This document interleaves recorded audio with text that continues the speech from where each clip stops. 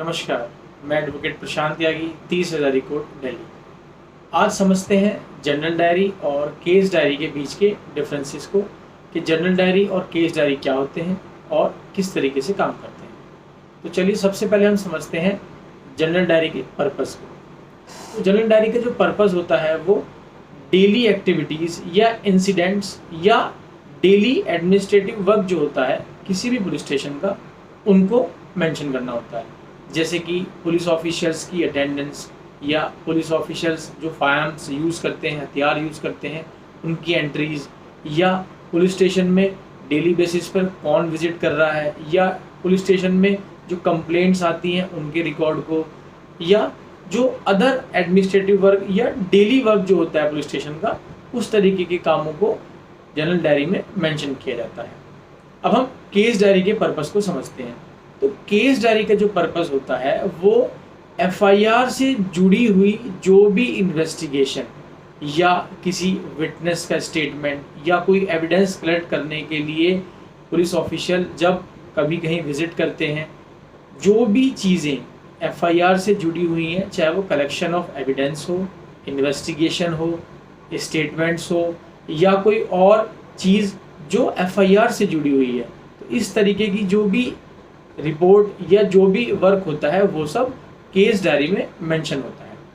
अब हम समझते हैं कि इन्हें कौन कौन मेंटेन करता है। अब जनरल डायरी को मेंटेन करने का काम किसी भी पुलिस ऑफिशियल को दिया जा सकता है। वहीं दूसरी तरफ जो केस डायरी है वो केवल एक इन्वेस्टिगेटिंग ऑफिसर ही कर सकता है, क्योंकि एफआईआर रजिस्टर होने के बाद एक इन्वेस्टिगेटिंग ऑफिसर को अपॉइंट किया जाता है इन्वेस्टिगेशन करने के लिए, कलेक्शन ऑफ एविडेंस। तो केस डायरी को जो मेंशन करने का काम है, केस डायरी को बनाने का जो काम है, वो केवल एक इन्वेस्टिगेटिंग ऑफिसर ही कर सकता है। अब हम समझते हैं कि इनका रिलेशन क्या है एफआईआर से।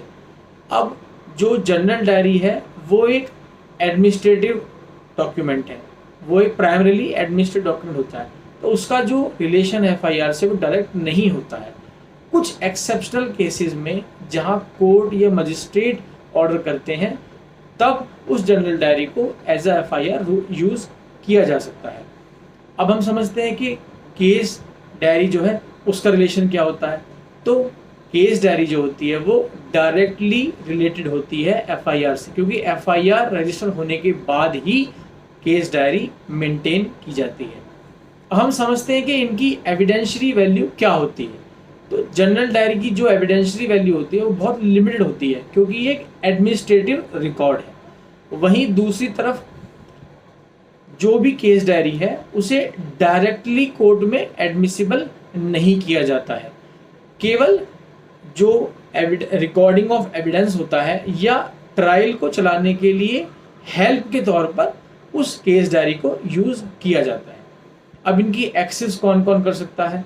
तो जनरल डायरी जो है वो एक इंटरनल रिकॉर्ड है पुलिस का, एडमिनिस्ट्रेटिव रिकॉर्ड है, तो वो केवल सीनियर ऑफिशियल्स को या सुपीरियर पुलिस ऑफिशियल्स को ही एक्सेस होती है, या उन्हीं को ट्रांसफ़र किया जाता है, या मजिस्ट्रेट के पास पावर है उस रिकॉर्ड को इंस्पेक्ट करने की। अब जो केस डायरी है उसकी एक्सेस किस किस को होती है।